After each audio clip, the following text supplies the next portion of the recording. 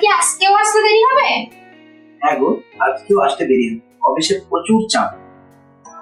আরে বাড়ির পেছনে লঙ্কা গাছ টিয়ায় বসে খায়, আর আমার কাছে বাসন না নিলে বৌদি মনির চোখে জল এসে যায়।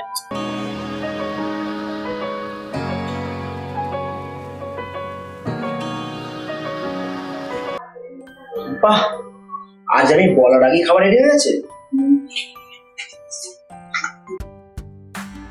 আচ্ছা, আমাকে এখন যেতে হবে। এক্ষুনি চলে যাবে?